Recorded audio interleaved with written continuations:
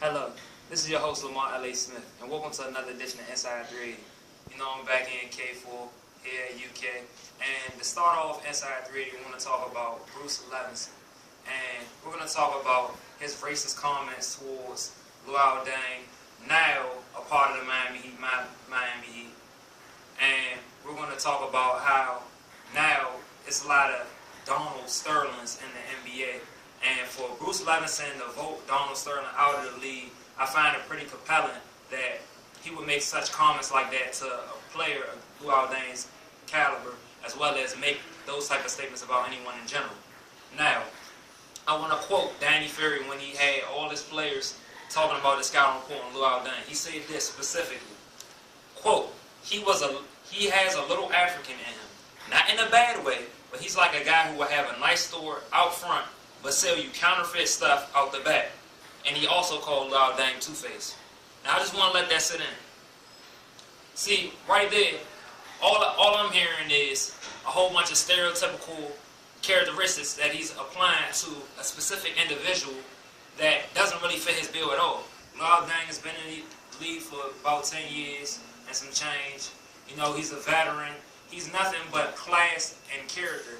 And for a guy of his stature, I find it pretty disrespectful that he would make those type of statements about him. But Luol Deng said when he heard that statement, even though he was saddened and disappointed by it, he was like, well, this is what I'm proud of. I'm proud to be, from Africa. I'm proud of my heritage.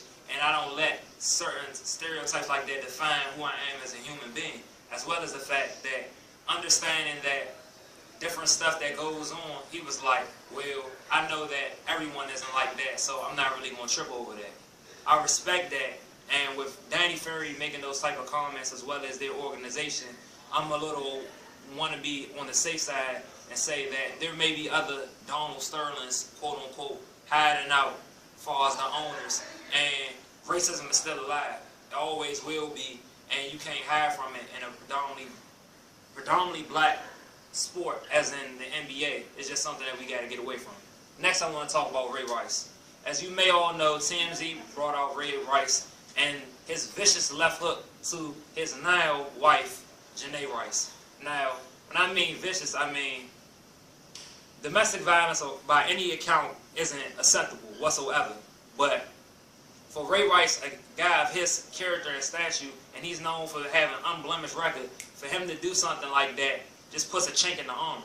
Now you're talking about a guy who may never play in the NFL again. He's got released from the Baltimore Ravens. They even said if he was to come back that they hope another team would give him a chance, but they don't want to give him a chance. And he's 27. Running backs have a short lifespan anyway in the NFL, and I doubt that he comes back in general. And then also Raj Goodell, he claims that he didn't see the video of him viciously attacking his now wife until recently when TMZ brought it out. But it's reports that, NFL heard about this in April, and the event took place in February, and it's now September, so let's do the math. That doesn't add up whatsoever. The NWO, which is the National Women's Organization, wants Roger Goodell gone. I think you have to make it pretty skeptical about the NFL in general, and it's like all these different things are occurring. You like, what is going on? Next, I want to talk about Adrian Peterson, my man, Purple Jesus, Mr. 2000. And Adrian Peterson, he recently, breaking news today, he's got indicted for assaulting his son. When I mean assaulting, he took a branch off a tree outside and he beat his son with the branch. Now, he said he was giving him tough love that he experienced being from Texas himself when he was a younger kid. But the thing about it is we live in a different age. Stuff like that is intolerable by any means necessary. And though I understand where he was coming from, you're Adrian Peterson, like you run through 250 linebackers with ease. So the fact that you think that you could take a branch and beat your son with it, who is pretty much defenseless, doesn't make any sense. Your muscles about big as my head, so why would you want to do that to your son? Like, you strike him once and he's done. So that doesn't make any sense whatsoever. It's unacceptable. Purple Jesus won't be playing versus the Packs this Sunday. He's deactivated. And, you know, I hope that he gets all this stuff together. They warranted for his arrest, but I think he's a good dude, but that's just not acceptable by any means. It's a fine line where that draws out to be abuse. The doctors thought it was abuse. I think it's abuse. It's abuse. Simple as that. He needs to get it together. Pretty sure the NFL is looking pretty corrupt about now, so I don't know how many people want to turn in this Sunday, but I'm about to go to a short commercial break. Be back with you, Inside 380. Alright, we're back from break at Inside 380, and now I'm about to talk about another pressing matter from the NFL. Greg Hardy was convicted for domestic violence for his girlfriend, Nicole Holder. Now, I'm going to explicitly read you what was the 911 call made and what she said that went on. She said Hardy backhanded her, threw her around, took her necklace that he gave her, tried to flush it down the toilet. There were rifles on his futon, says Hardy, had guns at all residents and has guns at all of his residents. He had 4 rifles. Hardy started strangling her and threatened to kill her. Holder said to do it, and accepted at that point she was going to die. As well as she was so scared and wanted to die, when he loosened his grip slightly, she just said, "Do it. Kill me." Hardy relented, and Holder grabbed her shoe, struck Hardy in the temple. She said, Sammy Curtis, I'm guessing that's someone within the residents of their area, came in and tackled him, she said. And Holder's arm was injured due to the fact that when she was trying to fetch her pennant that said, "I love you more," that Hardy gave her, Hardy repeatedly slammed her arm with the toilet seat in the toilet. So all of those images were pretty graphic. All that tells me is the fact that if you're going to come down on Ray Rice hard, then Hardy shouldn't be playing on Sunday. He's playing for the Panthers on Sunday, so I really don't understand why you're going to have him playing. You came down on Ray Rice, threw the kitchen sink at him. This is domestic violence at its fullest, and he's being more malicious than what the video says, with Ray Rice. Next thing I want to get into is the women's and men's tennis. Recently, Serena Williams, of course, she swept Caroline Wozniak, and she won her 18th major, and she won the U.S. Open. As well as you had Marine Cilic, who beat Kei Nishikori. And see, he's the first Asian man since 1908 to make a Grand Slam final, as well as this is the first Grand Slam final where the big three, Federer, Nadal, and Djokovic, weren't in the Grand Slam final since the 2005 Australia Open. So those 3 guys I named dominate men's tennis. And Marine Cilic, this is the first time, he's won an event since his whole doping problem. He was suspended a year for having drugs. So it's a big plus to him. It's a good to see competition like this in tennis. Next, I'm going to get into the MLB. This Wednesday, most recently, the Royals versus the Tigers were facing each other. It's the AL Central matchup. James Shield went 7 innings strong, 2 hits, as well as he had 8 Ks. And it was pretty big time, strong performance, scoreless the whole time.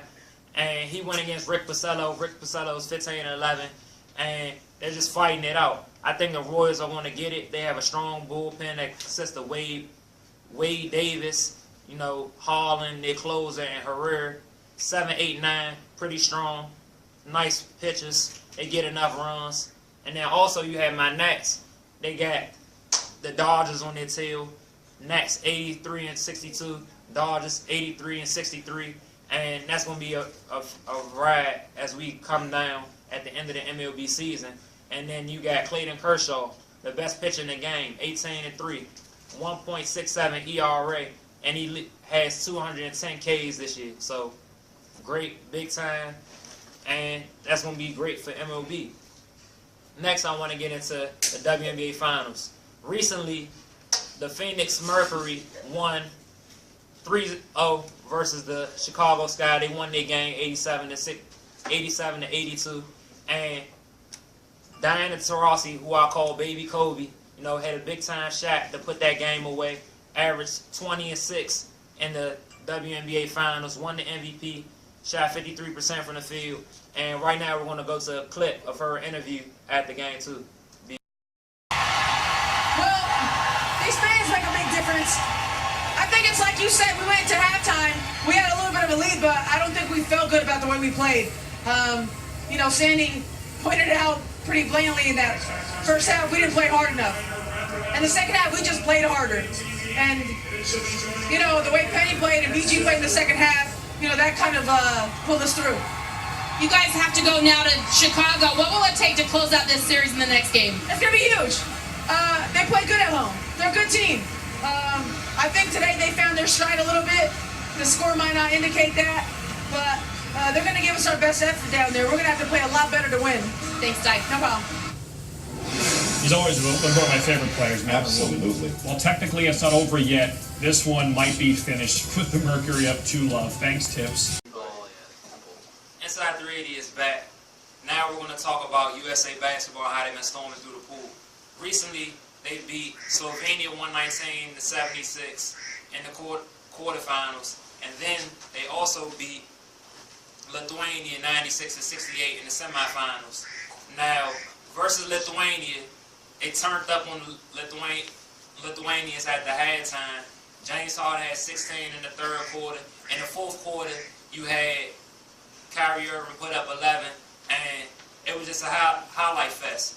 You had the best basketball players in the world going against the Europeans, going against the Lithuanians, going against the Slovenians. You had Serbia beat France 90-85. You had Milos Teodosic, he put up 24, and then you had Nicholas Batum, one of the players from the Blazers, starting small forward, nice game, put up 35, but it just wasn't enough. And it's going to be Serbia versus USA in the World Championship final. Now, obviously USA is going to win the gold medal, so it was no surprise. So let's watch the highlights from the Slovenia. Folks in Chicago like, that's my dude. That's my dude. Look at him again. Attacking the rim with ease. 12 points, 5 assists in the game for D. Rose.